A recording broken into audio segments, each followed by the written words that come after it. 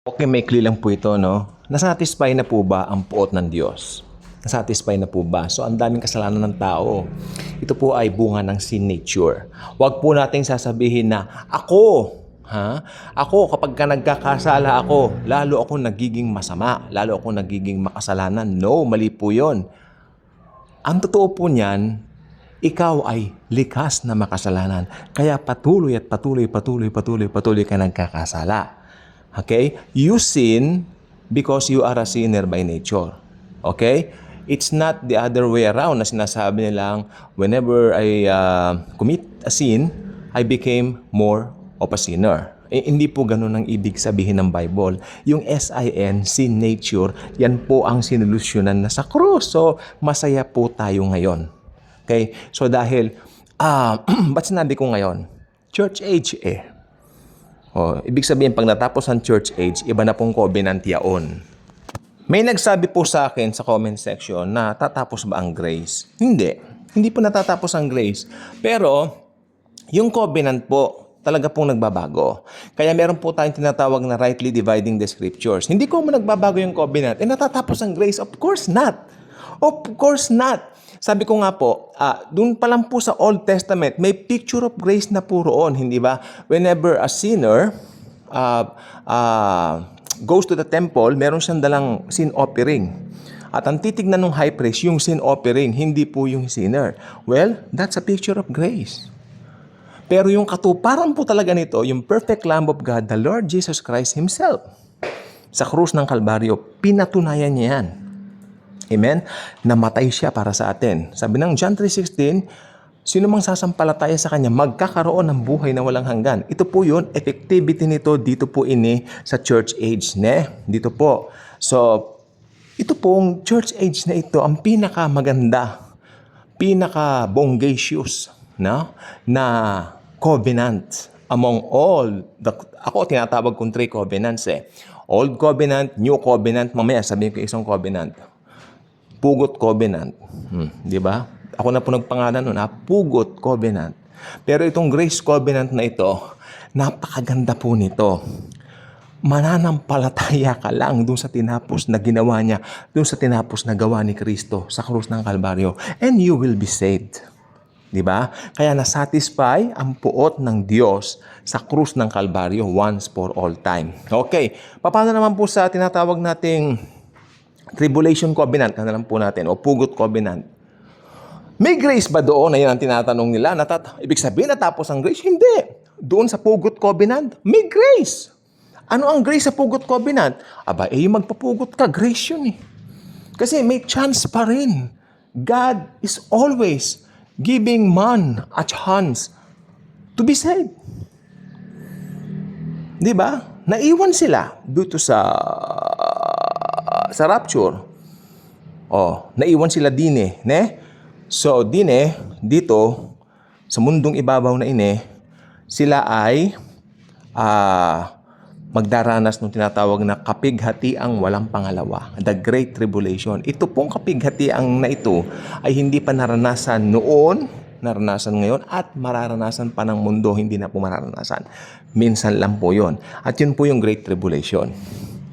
Di ba? Pero despite of that, yung mga naiwan, meron pa rin pong chance maligtas. Ito po yung magpapugot sila ng ulo. Kasi tapos na po yung tinatawag na covenant of church age. Tinatawag. Pero yung grace hindi po natapos. Ibig sabihin, ang grace doon sa pugot covenant ay yung magpapugot. Di ba? Laging may chance.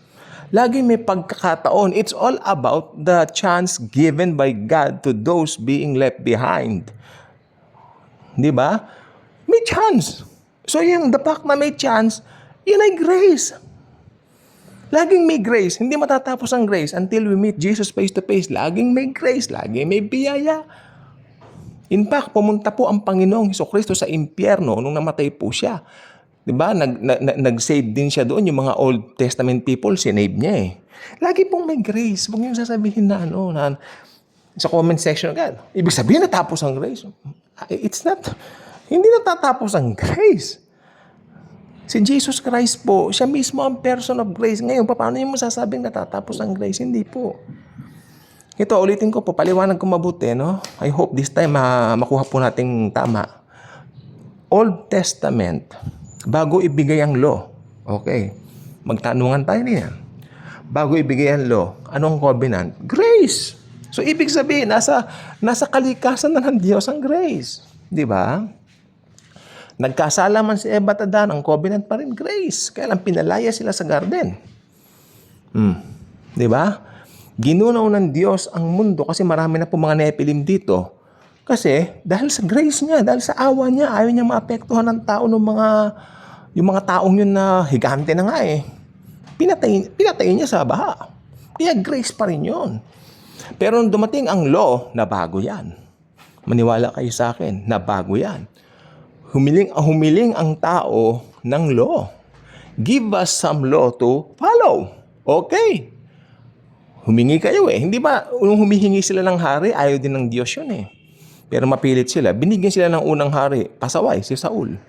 Hindi po si Saulo ha, si Saul po yung hari ng Israel na first king. Pasaway, di ba? O ayun, hihiling-hiling sila ng hari yan. Halos ilugmok sila sa maraming kaaway at maraming kalaban. Ginigiyera sila palagi. Okay, may grace talaga. Old Testament pa lang po, may grace na. Di ba? Kahit ang Holy Spirit, punta, alis, panagkasala, alis, pag mabait, go. May grace doon. Huwag mo sasabihin na wala yung grace. Lagi may grace. Jesus is the person of grace.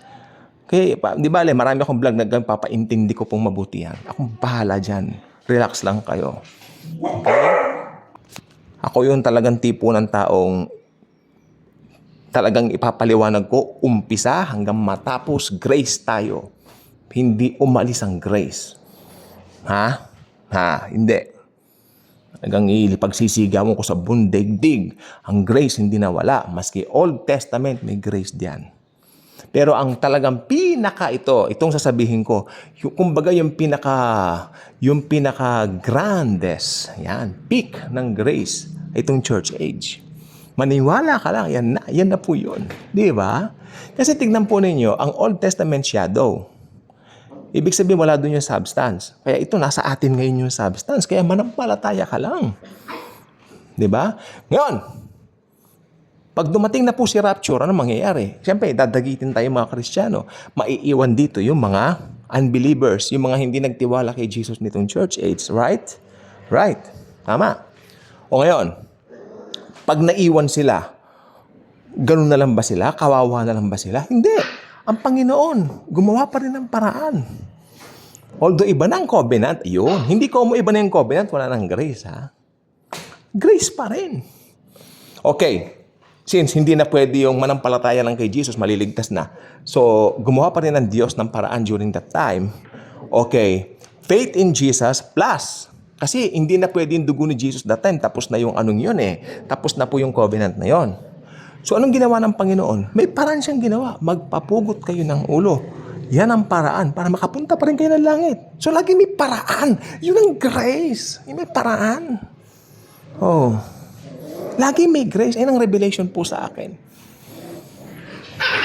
Paniwala ko talaga. Laging may grace. Umpisa pa lang grace.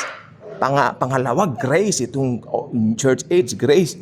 Sa susunod, grace. Pugot, covenant, grace. Lagi may grace. Hindi po nawawala ang grace. Huwag niyo sasabihin nawawala. Nakakakilabot yung salitang yan, nawawala ang grace. Hindi nawawala ang grace. Ha? O yun lang po. I hope nakuha niya na po. Grace kasi may paraan pa rin para maligtas sila. Magpapugot ng ulo. Kung hindi pa kayo subscriber sa ating channel, I invite you to do so.